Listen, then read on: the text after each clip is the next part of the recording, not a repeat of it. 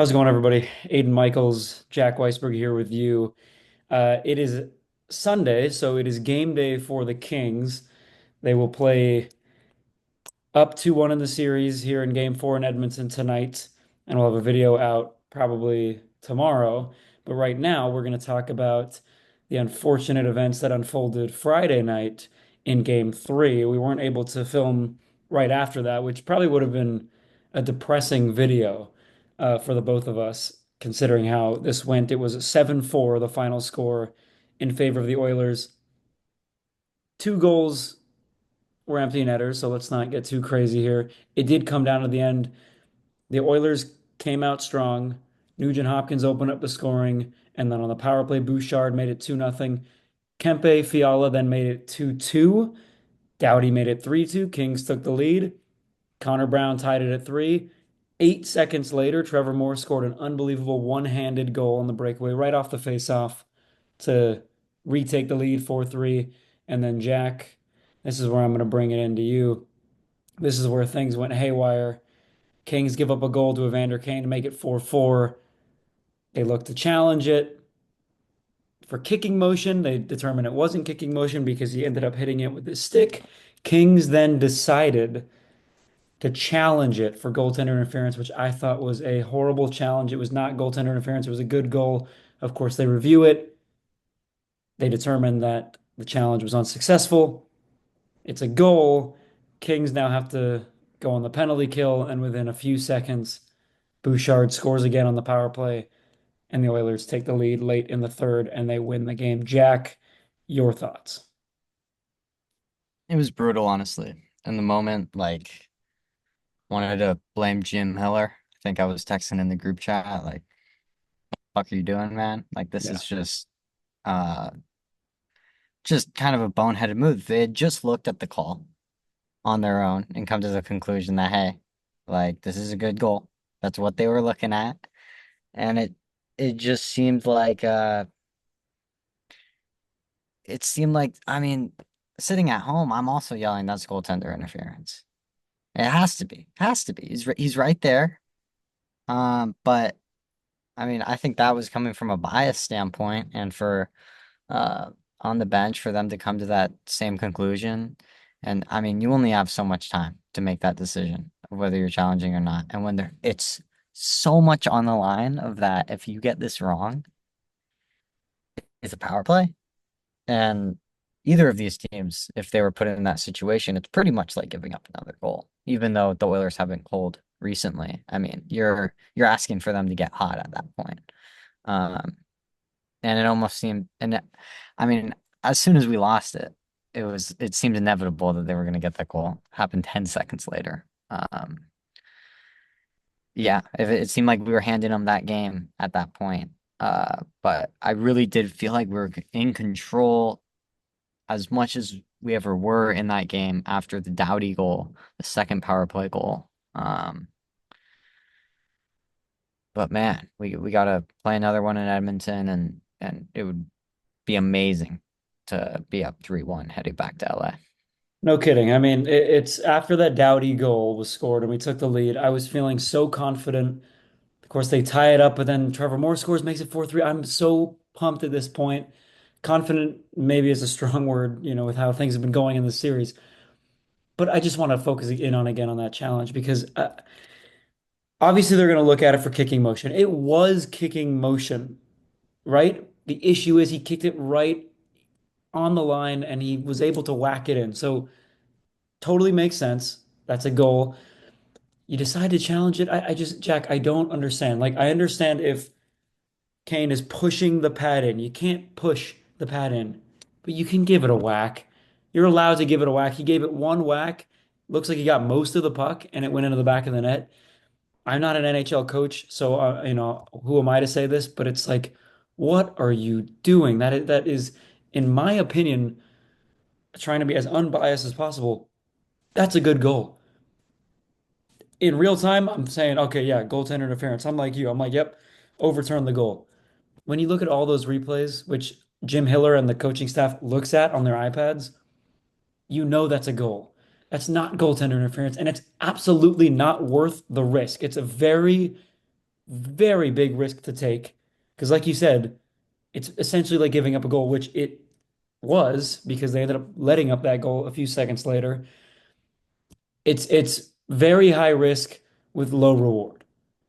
Okay, the reward is listen, yeah, you're still up a goal, right? Pretty late in the third. Like, yeah, that is huge, but the risk is far too high to make that challenge. It's just it and Hiller stood by it the next day in the interview. He said, "I still felt like that was our challenge. Like we should have won that challenge." And it's like, Jim, buddy, I trust you with a lot of things, right? I don't know shit compared to you about a lot of things in hockey, but I do know that we've got two eyes, both of us, and we can see that that was absolutely a good goal, and you just can't challenge it. And now you go into tonight in Edmonton, a very hard place to play at, obviously. We've seen that over the last few years.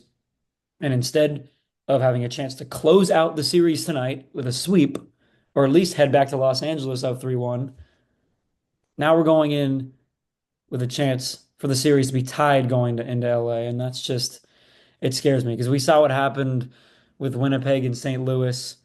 Winnipeg, obviously best team in the league. St. Louis barely made the playoffs because of, they had a long winning streak toward the end of the year.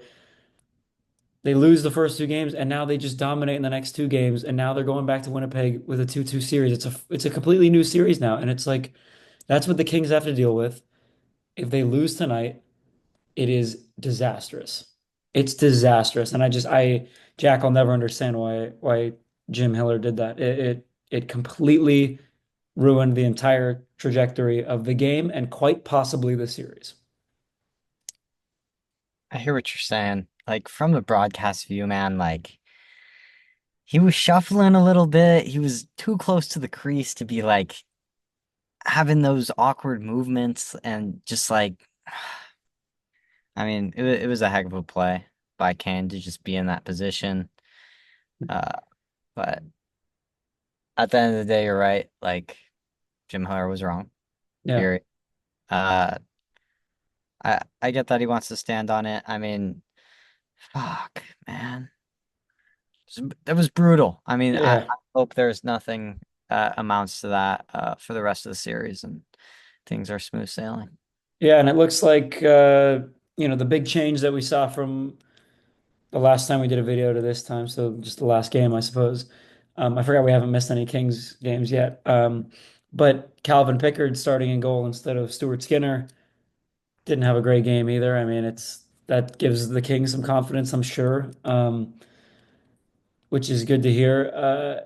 Tonight going in for the Kings, it's going to be Lewis again, Turcotte out, Movarara out, I believe, and I love Lewis, obviously, everything that he did for us back in 12 and 14. And then obviously him coming back is always a cool thing. But you can't convince me that he should be on the ice instead of Turcotte or that the Kings don't add that extra defenseman and put Movarara in and Lewis out. I'm not sure I like that. Weirdly, they did it just for game three after they won the first two games. And it's like, what? It's not, if you're winning games, why are you changing things? It's a couple of questionable decisions by Hiller. We're going to see what happens tonight, Jack. Your thoughts going into tonight, confidence level, what you think should change, what you think the Kings did well, that they should keep going and doing in this game. What do you think?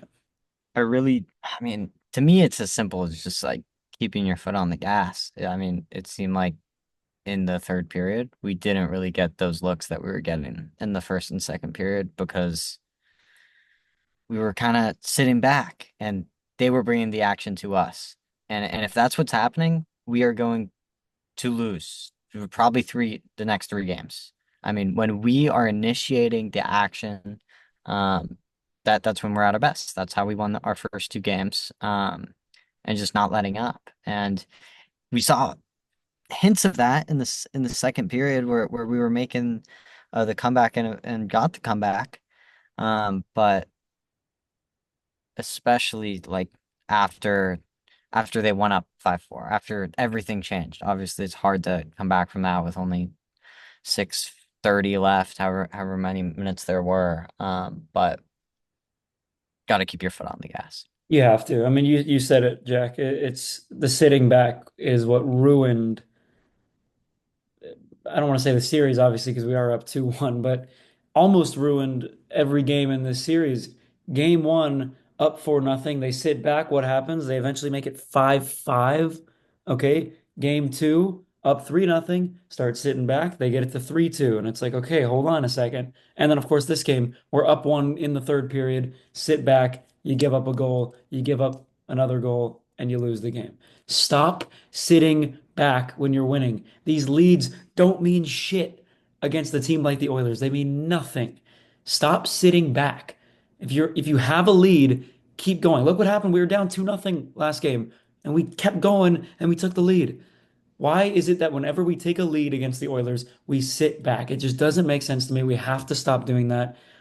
It's annoying. And if we lose this game tonight, the fucking fire that's coming out of me right now is going to be 10 times worse. I can't stand it. I don't know if it's the lighting right now. I don't know why my face is all red. Maybe I got sunburned from being outside because there's actually sun in Madison now. But fuck, man, I'm sorry. I shouldn't, I don't want to use this language. I guess it's bad for my broadcasting future, but it's like, give me a break right now. This is probably one of the only times where I can actually be a biased fan. So it's like, come on, stop sitting back. Stop it. It's ridiculous. Anyway.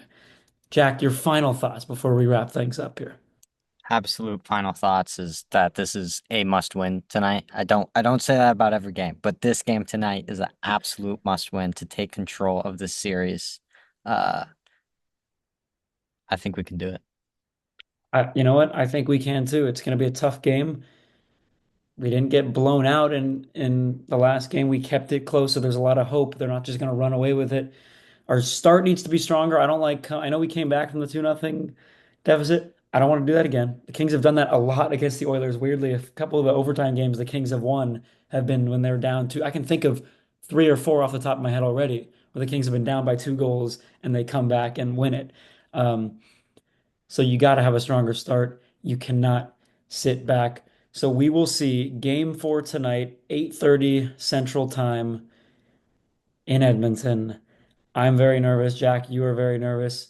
We will hopefully be in good spirits at the end of the game. Thanks for tuning in. Aidan Michaels, Jack Weisberg, go Kings. We'll see what can happen.